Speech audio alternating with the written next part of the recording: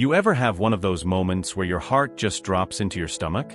Like you're scrolling on your phone, minding your business, and suddenly you see something you were never supposed to see. That was me. Last weekend I was looking at Instagram, just casually checking stories, when a picture stopped me cold. There was my girlfriend, Emily, sitting at a bar, laughing, smiling, looking so happy. And right next to her was her ex. The caption? "Happy birthday to the best guy ever." Now, imagine being me in that moment. Your girlfriend of over a year, someone you trust, someone you love, didn't tell you she was going. Didn't even mention it was his birthday. And now you're finding out with the rest of the world, through social media. The thing is, this wasn't just some guy. This was Ryan. Her ex of 3 years. The guy she used to share her life with. And the worst part? When I asked her about it, when I confronted her later that night, she just looked at me and said, "I didn't think it was a big deal." Not a big deal. Really? That one sentence has been echoing in my head ever since. Because to me, it is a big deal. Not about trust, not about jealousy, but about honesty. And if she couldn't even be honest about this, then what else could she be hiding? This story is about betrayal, secrets, and the kind of relationship test you never see coming.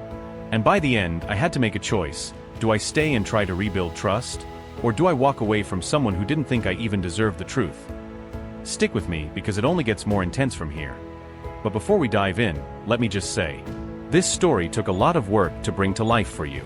If you enjoy hearing these wild Reddit stories, please hit subscribe. It really helps keep me motivated to share more with you. Emily and I had been together for just over a year. And honestly, it had been great. She's funny, ambitious, super thoughtful, one of those people who lights up a room just by walking in. We met through mutual friends at a game night. It wasn't anything romantic at first, just casual hangouts. But something about her stuck with me. She had this way of making people feel seen, like when you talked, she was fully listening. Before long, those casual meetups turned into late-night conversations, weekend trips, and eventually we were official. Won't lie, I thought I got lucky. She checked so many boxes: smart, kind, hilarious, and gorgeous. It felt like the type of relationship people search for their whole lives. But here's the thing. Every relationship has its little shadows. And ours? His name was Ryan. From the very beginning, Emily was upfront. She told me about him, her ex. They dated for 3 years, and according to her, they broke up because they grew apart. No drama, no cheating, just an expiration date. That's how she described it. I told myself that was a good thing. At least there were no messy strings attached. But the truth? The fact that they had such a long history together always sat in the back of my mind. And then there were the mentions. Little things that didn't feel like a big deal, at first. Oh, Ryan used to love that show. This restaurant? Yeah, Ryan and I came here once. Or back when Ryan and I tried to brush it off. Everyone has a past, right? It's normal for names to pop up. But as time went on, it started to feel like Ryan wasn't really in her past. Like he was a shadow lingering in our present. Still, I didn't want to be that guy. The controlling, jealous boyfriend. So, I kept quiet. I told myself she chose me, not him. That should have been enough. Fast forward to last weekend. It was a Saturday night, and I called Emily to see if she wanted to grab dinner. She didn't answer. Not unusual. She sometimes gets caught up at work, and I didn't think much of it. But a few hours later, I was scrolling through Instagram, and that's when my heart dropped. There she was, at a bar, smiling, laughing, and right next to her, sitting way too comfortably close, was Ryan. The caption? "Happy birthday to the best guy ever. Party popper birthday cake." I just stared at the screen, my stomach sinking. She hadn't mentioned it was his birthday. She hadn't said a word about going out. Nothing. And suddenly, all those little shadows, all those casual mentions, they didn't feel so harmless anymore. Because if it really wasn't a big deal, then why keep it a secret? Be honest. If your partner posted something like this about you, would you forgive them, or is that the ultimate deal breaker? Let me know in the comments. She came home late that night. The moment I heard the door unlock, my chest tightened. I was sitting on the couch, lights dimmed, waiting, not scrolling, not watching TV, just waiting.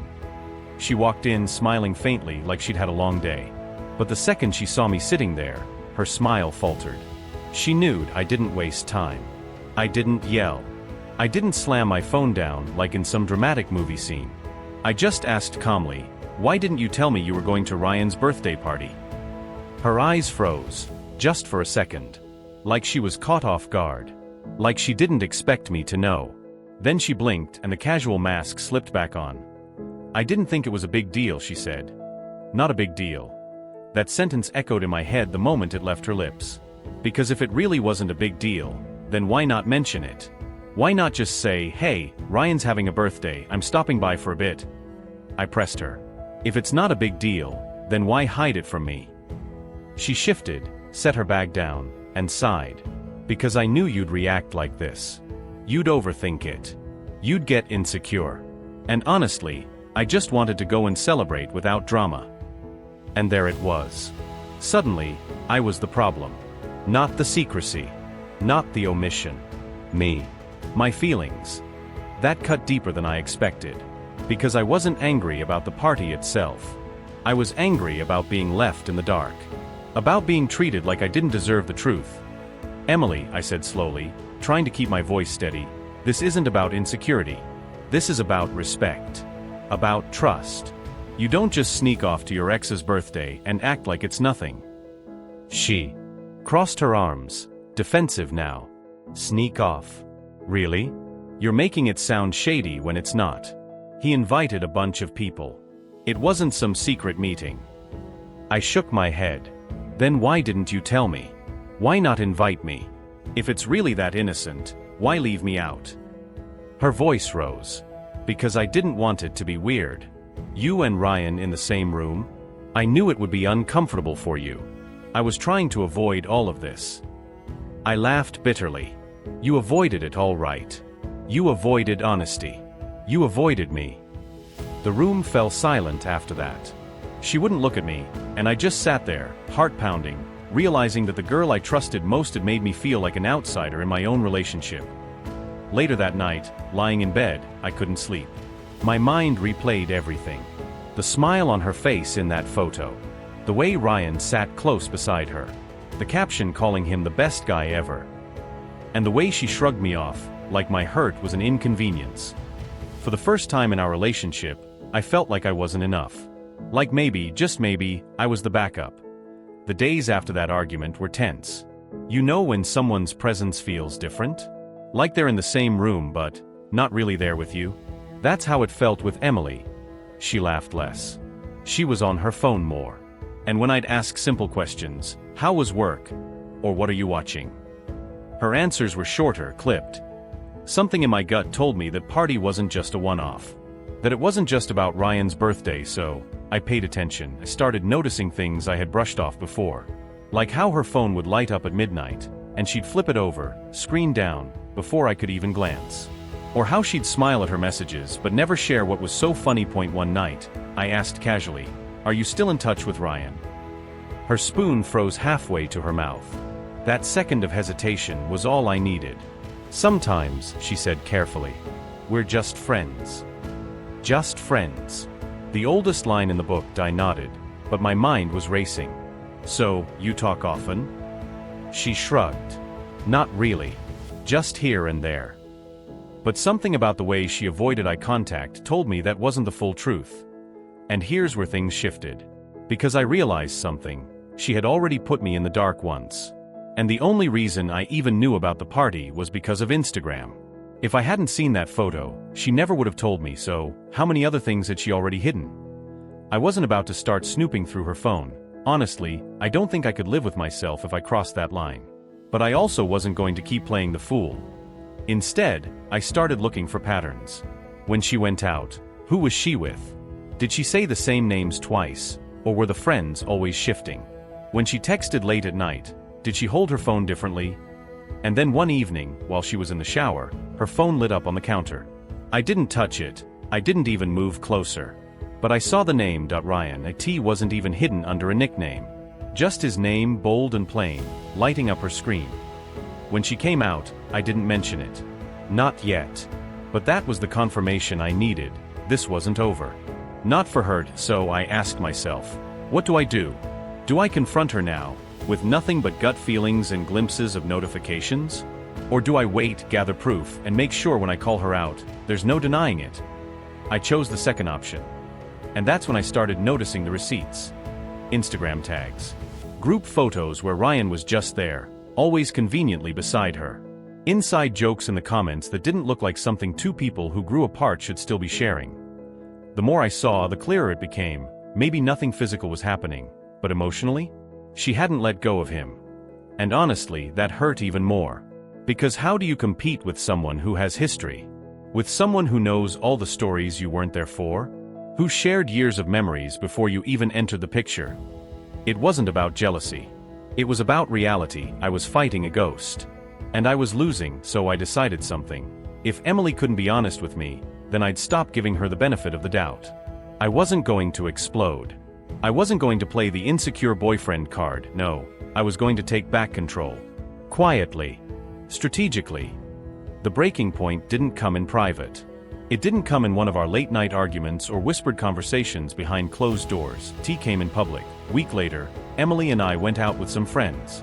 Nothing major. Just drinks, laughter, the usual weekend vibe. I was starting to think maybe we were finding our rhythm again. Maybe things were smoothing over. And the underscore he walked in. Ryan. The air shifted the second she saw him. Her face lit up in a way I hadn't seen in weeks. Not a polite smile. Not a casual, "Oh hey, nice to see you." No, this was a full-on glow. She stood up, crossed the room, and hugged him. Tight. Way too tight. Like no time had passed. Like he wasn't just an ex. Like he was the one. And I just stood there frozen with our friends glancing at me, reading my expression like I was the last to get the joke. That hug told me everything I needed to know. When she came back to the table, I barely spoke. My chest felt heavy, my throat tight. Every laugh they shared, every look they exchanged, it was like a knife twisting deeper. I realized something in that moment. I wasn't her priority. I wasn't even in the running. I was just holding the spot until she figured out what she really wanted. So when we got home, I didn't hold back. "Emily," I said, voice steady but firm, "this isn't working. You're not with me. Not really. You're still with him. And I'm done competing with a ghost." She froze. Tears welled up instantly. "No, it's not like that. You're misunderstanding. Ryan is he's just part of my past." I shook my head. "No. He's not in your past. He's still here. He's still present. And every time you choose him over me, even just by hiding the truth, you're telling me exactly where I stand." She begged. She swore nothing physical was happening. She promised she loved me. But love without honesty isn't love, it's just words. And in that moment, I chose self-respect over empty promises. I told her it was over. She cried. I walked away. It wasn't dramatic. I didn't scream or throw accusations. I just ended it. Because sometimes, the quietest decisions are the loudest statements you'll ever make. Okay, real talk. Do you think the ex deserved this ending, or was it too extreme? Let's debate in the comments. The days after the breakup were heavy. That's the only way I can describe it. You know that weird silence after someone leaves your life? Where the house feels too quiet, the bed feels too big, and even the smallest things remind you of them. That's what I lived in for weeks. I missed her, of course I did. I missed the late-night talks, the random texts, the way she'd steal my hoodies. But here's the brutal truth. I didn't miss her. I missed the version of her that chose me. The version that was honest. The version that was all in. And that version? She disappeared the second she decided to hide Ryan's birthday from me. I replayed that night so many times in my head. The way she hugged him. The way she laughed with him. The way I sat there, invisible, like an outsider in my own relationship. And every time I replayed it, the message was the same. I deserved better. It wasn't about jealousy. It wasn't about control. It was about respect. About truth. And once that was gone, what were we even holding on to? Breaking up with Emily hurt. I won't pretend it didn't. But over time, that pain turned into clarity. I realized I'd rather be alone than be with someone who made me feel like second best. I've learned that trust isn't something you beg for. It's something that's freely given. And if someone makes you question it over and over again, then maybe they were never yours to trust in the first place. Oh, where am I now? I'm healing. I'm moving forward. And I'm grateful. Grateful that I found out the truth sooner rather than later. Grateful that I stood up for myself, even when it hurt. Because sometimes, the biggest betrayal isn't cheating, it's dishonesty. And sometimes, the bravest thing you can do is walk away. And if Emily taught me anything, it's this: a relationship without honesty is just two people pretending. If you made it this far, you're the kind of person who loves these deep Reddit dramas. Please subscribe so I can keep bringing you the next unbelievable story, and trust me, the next one is even crazier.